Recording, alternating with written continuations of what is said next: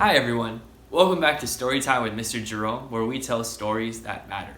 I'm very excited to be continuing our series from the Jesus Storybook Bible, written by Sally Lloyd-Jones. We left off when Adam and Eve had been tricked by the devil, and they had been tricked into falling into sin. And God had to have them leave the perfect home that He made for them. And God had also promised that He would rescue them from the evil that the devil had brought them into. But unfortunately, Adam and Eve's descendants, all the other human beings that came after them, made a lot of the same mistakes that they did. And this story today, A New Beginning, is about how God saved the earth and cleansed it from all the evil that was in it. Parents, I want to remind you before we get started, if you want to purchase a copy of this book for yourself, there will be a link in the description that you can follow so that you can get your own copy of the Jesus Storybook Bible. Let's read. A New Beginning. Time passed, and many people filled the earth. Everyone everywhere had forgotten about God and were only doing bad things all the time. God's heart was filled with pain when He saw what had happened to the world He loved. Everywhere was disease and death and destruction, all the things God hates most. Now, Noah was God's friend, which was odd in those days because no one else was. Noah listened to God, he talked to God, he just loved being with God, like you do with your best friend. Noah, God said, "Things have gone wrong. People have filled my world with hate instead of love. They are destroying themselves and each other and my world.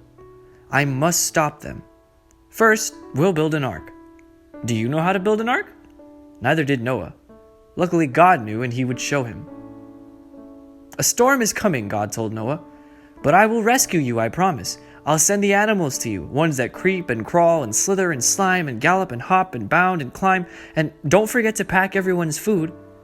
The storm was going to wash away all the hate and sadness and everything that had gone wrong and make the world clean again. God had thought up a way to keep Noah safe, but Noah would have to trust God and do exactly what God told him. So Noah built an ark, short for very large boat. Noah's neighbors came out to watch and point and laugh because they didn't believe Noah about the boat or the storm or needing to be rescued. And Noah must have looked rather silly.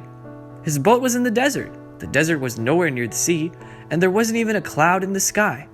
Why would anyone need an umbrella, let alone a boat? When the earth was first created, it never rained.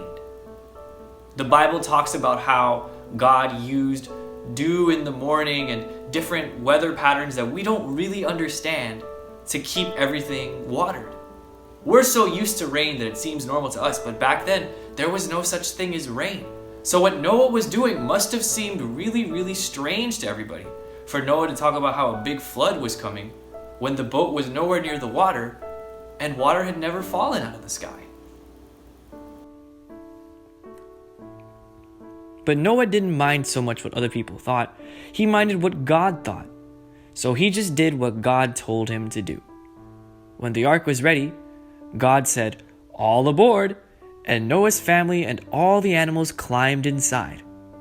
Then, God shut the door.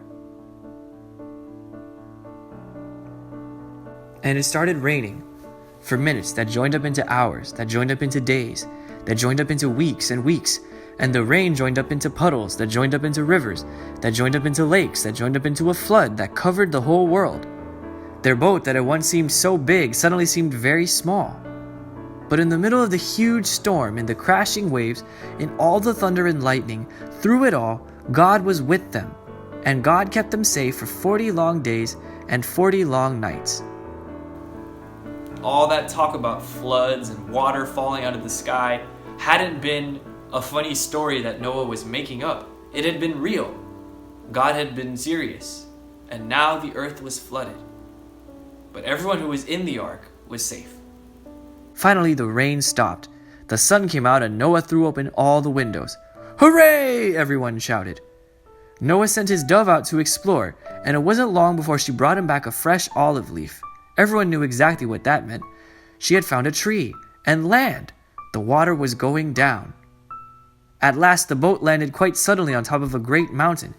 As soon as it was safe, God said, "Out you come," and so they did. Everyone skipping and dancing onto dry land. The first thing Noah did was to thank God for rescuing them, just as he had promised. And the first thing God did was make another promise. I will never destroy the world again.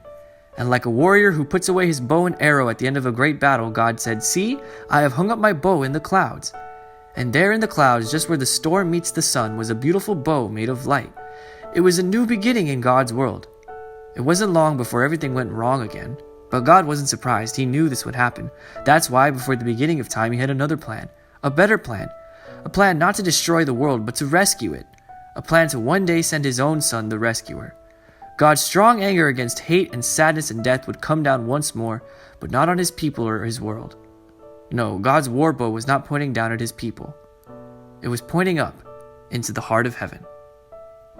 Did you know that that's where rainbows come from? I believe that rainbows are a sign from God that the earth will never be destroyed again by a flood. I believe that. The Bible says that, so I believe it. I go out and whenever I see a rainbow, I think to myself, wow, this is a sign from God that the earth will never be destroyed again.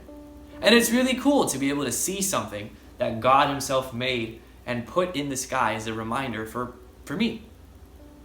Thank you so much for joining me today as we read another story that mattered. I hope you enjoyed this story, A New Beginning.